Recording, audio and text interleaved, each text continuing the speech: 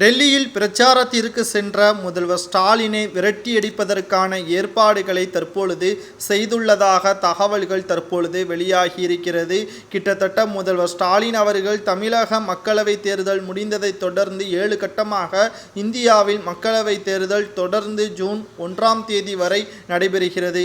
இதில் இந்தியா கூட்டணி கட்சிகளுக்கு ஆதரவுகளை தெரிவிக்கும் விதமாக பிரச்சாரத்திற்கு முதல்வர் ஸ்டாலின் மற்றும் திமுகவின் அமைச்சர்கள் பிரச்சாரம் செய்ய வேண்டும் என்று இந்தியா கூட்டணி கூறியுள்ள நிலையில் முதல்வர் ஸ்டாலினோ அல்லது திமுகவின் அமைச்சர்களோ வடமாநிலத்திற்கு பிரச்சாரத்திற்கு வந்தால் நிச்சயமாக அவரது உயிருக்கு ஆபத்து இருக்கிறது என்ற உளவுத்துறை சொன்ன தகவலும் தற்பொழுது மிக பெரிய அளவில் பூகம்பமாக வெடித்திருக்கிறது. இதற்கு மிக முக்கியமான காரணம் உதயநிதி ஸ்டாலின், சேகர் பாபு மற்றும் ராசா இவர்கள் சனாதானத்தை பற்றி பேசி வடமாநிலங்களில் மிக பெரிய அளவில் பரபரப்பை ஏற்படுத்தியுள்ளார். மேலும் உதயநிதி ஸ்டாலின் அவர்களது உருவப்படத்தையும் சேகர் பாபு அவர்களது உருவப்படத்தையும் வடமாநிலங்களில் கழிவறையில் ஒட்டிய காட்சிகளையும் நமது சேனலிலேயே பதிவு செய்திருந்தோம்.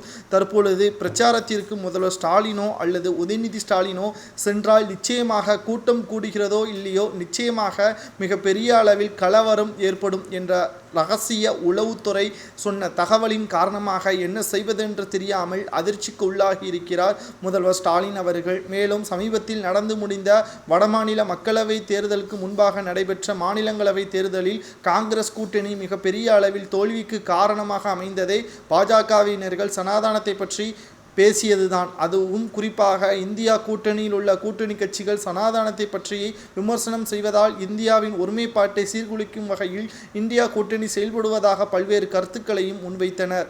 இதனால் திராவிட முன்னேற்ற கழகம் கூட்டணியை வேண்டாம் என்று பல்வேறு காங்கிரஸ் கட்சியின் கூட்டணியாக இருக்கின்ற மேற்கு வங்காள முதல்வராக இருக்கட்டும் பல்வேறு அமைச்சர்களும் கருத்துக்களை தெரிவித்தனர். ஆனால் உதயநிதி ஸ்டாலின் அவர்கள் பொது மன்னிப்பு வழங்கினால் மட்டும்தான் இந்த பிரச்சனை அமைதியாக இருக்கும் என்று கூறிய நிலையில் தமிழகத்தை பொறுத்தளவிற்கு சனாதானத்திற்கு மிகப்பெரிய அளவில் எதிர்ப்புகள் தெரிவிக்காத நிலையிலும் அமைச்சர்கள் மீது வழக்கு தொடர்ந்த காரணத்தினாலும் முதல்வர் ஸ்டாலின் அவர்கள் பேச்சை கேட்டு 2 மாதங்கள் அமைதியாக இருந்தார் உதயநிதி ஸ்டாலின் அவர்கள்.